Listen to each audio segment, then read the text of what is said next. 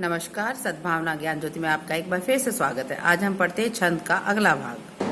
कल हमने पढ़ा था छंद का अर्थ। आज हम पढ़ते हैं छंद मात्रा एवं मात्राओं की गणना।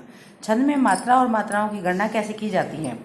मात्राओं से अभिप्राय किसी वर्ण को बोलने में लगने वाले समय से है, कि जो हमारा मात्राओं को बोलने में जो वर्ण को बोलते समय लगता है उससे हमारा इससे संबंधित होता है। मात्राएं स्वरों के आधार पर निर्धारित होती हैं, और क्योंकि हमें पता ही है कि जैसे जो स्वर हैं वो मात्राएं हैं और जो व्यंजन है वो हमारे वर्ण हैं।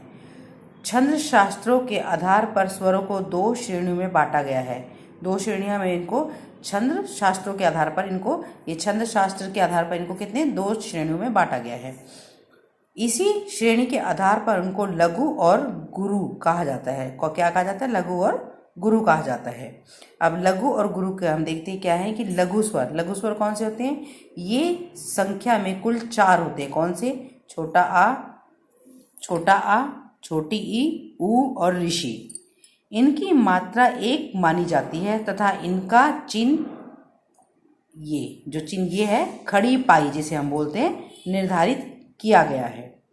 गुरु स्वर कौन से होते हैं? गुरु स्वर ये संख्या में 7 होते हैं, जैसे कि बड़ा आ, बड़ी ई, बड़ा ऊ, छोटे ए, बड़ा ए, ओ। इनकी मात्राएं 2 मानी जाती हैं। पहले वाली की मात्रा 1 मानी जाती थी, यहाँ पर मात्राएं 2 मानी जाती हैं। और इनका चिन्ह अंग्रेजी का एस शब्द है। ये देखिए यहाँ पर पाई है। लघु जो स्वर है वो क्या है? खड़ी पाई।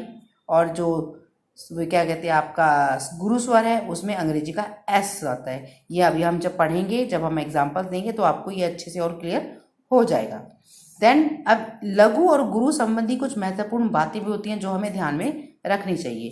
पहली बात क्या है कि संयुक्त व्यंजन से पूर्व का लघु वर्ण सर्वस्व गुरु होगा। कि जो संयुक्त व्यंजन होगा उसमें जो पूर्व का लघु वर्ण है, पहले का जो लघु वर्ण है वो सर्वस्व गुरु होगा, वो गुरु माना जाएगा। यथार्थ जैसे कि S S, S I, S I I जो हमने कहाँ पढ़ा था। ये हमारा एस एस क्या है? इसका क्या मतलब हुआ कि ये गुरु स्वर है।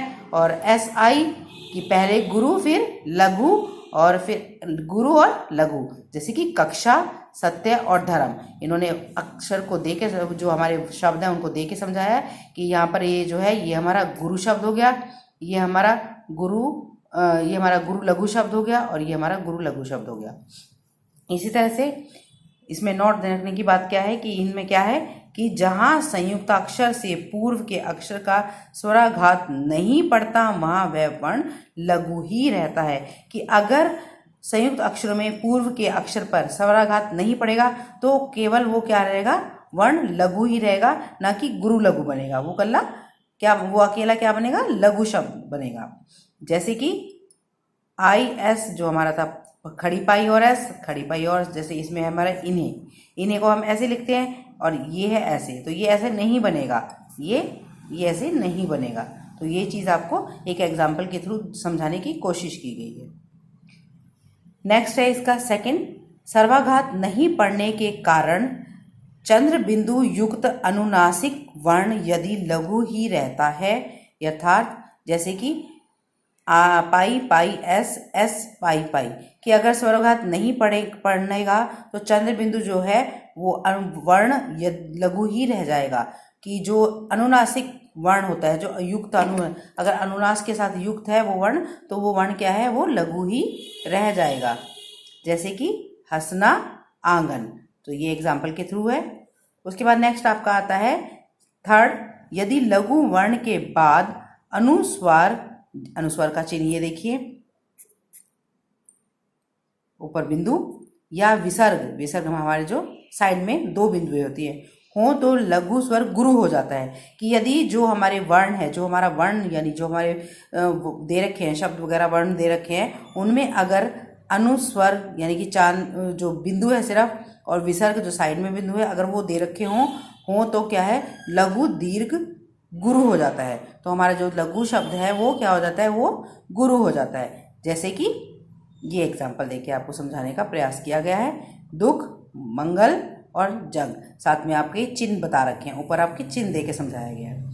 नेक्स्ट आपका आता है फोर्थ, कभी कभी ए ए ओ और ओ का व्यवहार लघु वर्ण के रूप में भी होता है। वहाँ इनका उच्चारण अ उ के रूप में होता है। प्राय यह अवधी व ब्रज भाषा के शब्दों में भी देखने को मिलते हैं। तो ये आपके क्या थे?